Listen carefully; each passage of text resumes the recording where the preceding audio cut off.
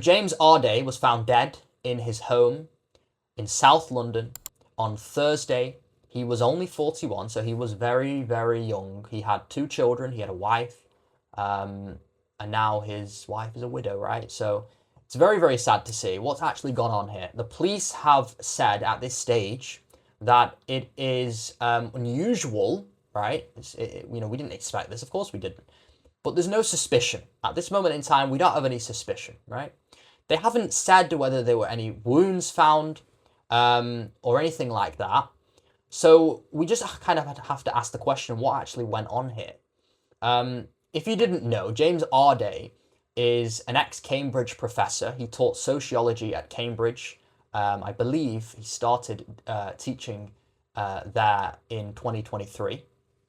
Albeit he resigned. He resigned on the 5th of August after just much scrutiny by the press, a lot of the right-wing press like The Spectator, where they were sort of just really hyper investigating his background, his career, his academic background. If you didn't know, he's got a decorated past in academia. He holds a bachelor's degree, he holds 2 master's degree, I believe. And he also holds a PhD, right? So this guy is very educated. Not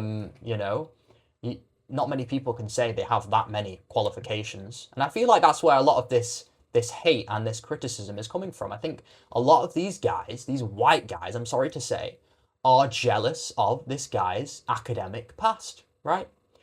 Because a lot of these guys on the far right, they don't even have a GCSE. They don't have GCSEs.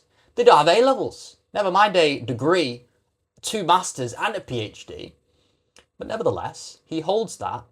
They're calling him a DEI hire. How can he be a DEI hire when he has that many qualifications? He's got again, a decorated past in teaching. He's taught at many different universities. So it's not like he was just given Cambridge on a silver platter. No, that's not the case. He definitely worked his way up. I believe his background is physical education, so PE. He taught PE, and then he moved on to sociology, right? He is a bit of a left-wing type of guy, right? He seems like a soft guy, but that's fine, right? He can have his own opinions, no problem.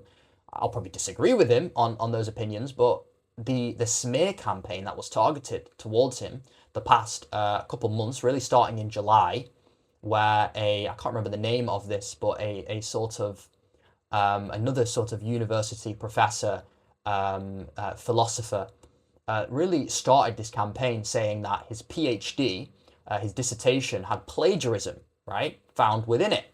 John Moore University, where he studied his PhD, looked into that fact, and they found no wrongdoing, right? He was completely cleared of that plagiarism accusation, completely exonerated, okay? So this philosopher levies other such accusations, like fundraising concerns.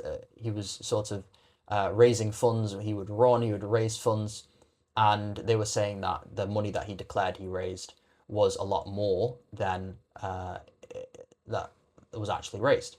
So, they're really hyper-analyzing his life, and you've got to ask the question, why were they doing this?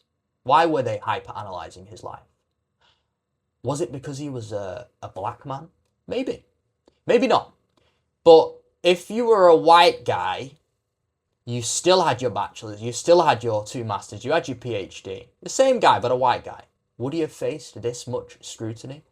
I don't think he would, I'm sorry to say. We look at Matt Goodwin, he released a book, didn't he?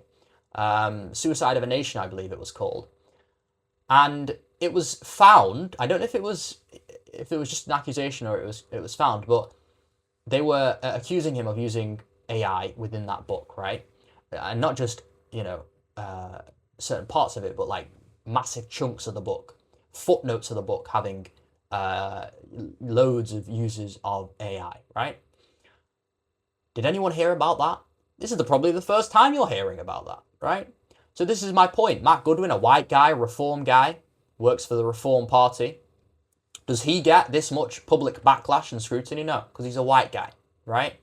So to call him a DEI hire when he's decorated academically with all of these various qualifications, sorry to say, but you sound jealous, right? You sound jealous. So he's found dead in his home.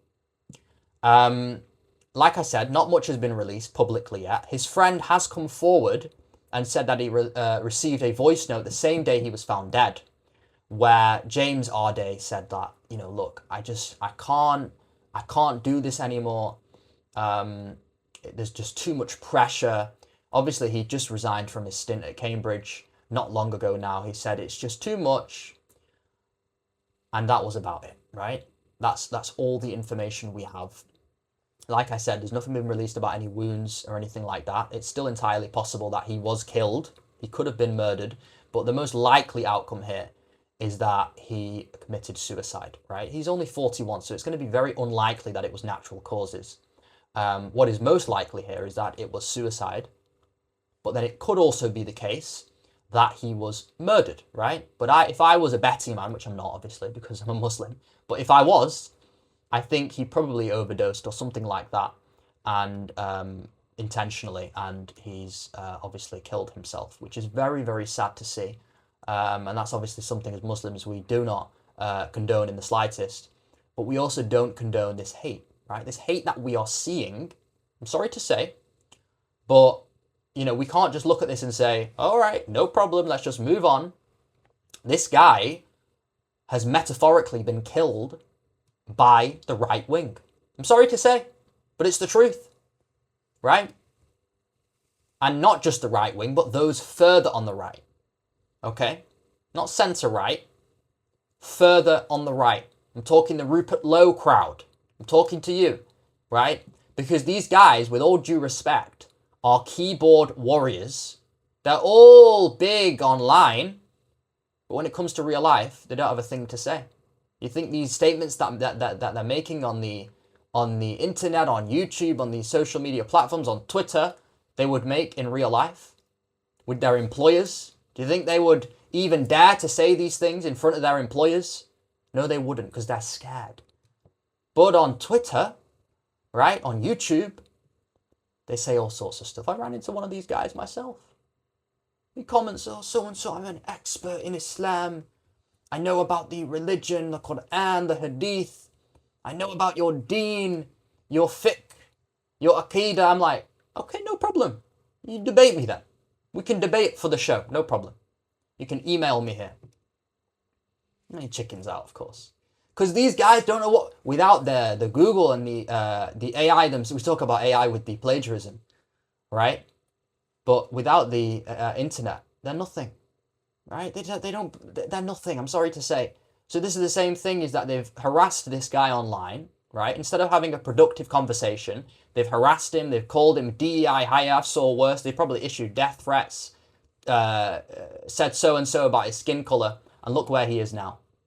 I don't condone the suicide whatsoever, if it is suicide, if that is the case, right? But that is what is most likely. Me and you can agree on, it is most likely that the guy has killed himself, right?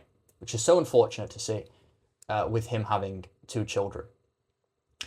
But like I said, very unfortunate to see. If he was a white guy, would he have faced all of this backlash and scrutiny? I don't think he would have, right? I think that's quite clear, right? But we will continue to update with what's going on in regards to this case, because there is an open file and more information will come out. It is relatively new at this point in time, but we will continue to have a look at it, inshallah.